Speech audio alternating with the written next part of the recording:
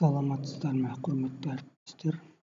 Бүгін мен сіздерменен паракет деген бағдарлама бойынша мәтінді аудио жазбаға айналдыру әдісімен бөлісемін. Алдымен паракет бағдарламасының сайтына кіреміз. Одан кейін тіркелуіміз керек міндетті түрде. Қазір мен Google арқылы тіркелемін. Мінекей мына жерде қате шықты, қайтадан тіркелеміз. Қайтадан Google-дан жалғастырып тіркеліп кіреміз. Міне осындай парақша ашылады. Міне мен тіркелдім. Өздеріңіз көріп отырғандай. Енді арман қарай қазір голосы дегенді басамыз. Осы арқылы мына жерде барлық елдердің тілдері көрсетілген. Қандай тілдерді аударуға болады? Өздеріңіз таңдайсыздар. Енді мен бұның ішінде қазақша мәтінін аударуды таңдаймын. Мына жерде қазақша текст деп тұрмын. Мен осыны басамын.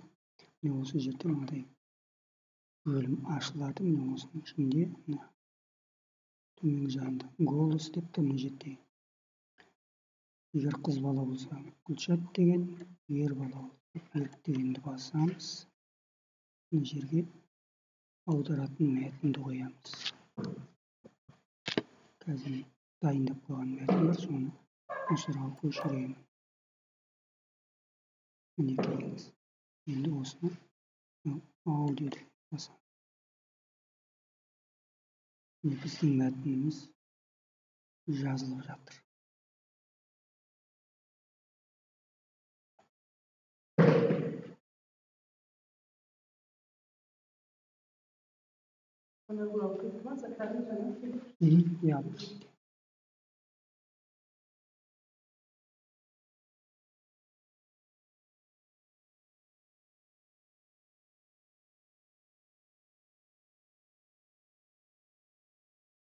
Жазылып болды. Енді аудио жазбаны тыңдап көрейік. Құрметті әріптестер, барлық шаңырақтағы әрбір жанның деніне саулық, басына амандық, отбасына береке, жүрегіне кеңдік, бойына қуат, көңіліне қанағат, жанына жақсылық, жүзіне жылылық тілеймін. Келін алып, қыз ұзатып, Алла тағаланың адамзатқа сыйлаған бар бақытын басыңызға нәсіп етсін.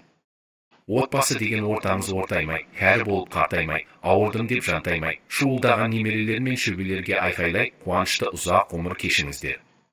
Келіп жеткен жаңа жылымыз құтты болсын. Қоян жылы әр шаңыраққа береке, бірлік әкелсін.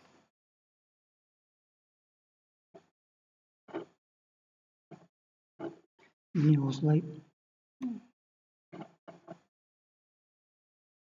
мәтінді дыбысқа айналдыруға болады. Осы арқылы балаларға әртүрлі мәтіндерді сабақта қолдануға, пайдалануға болады екен. Тыңдағандарыңызға рахмет.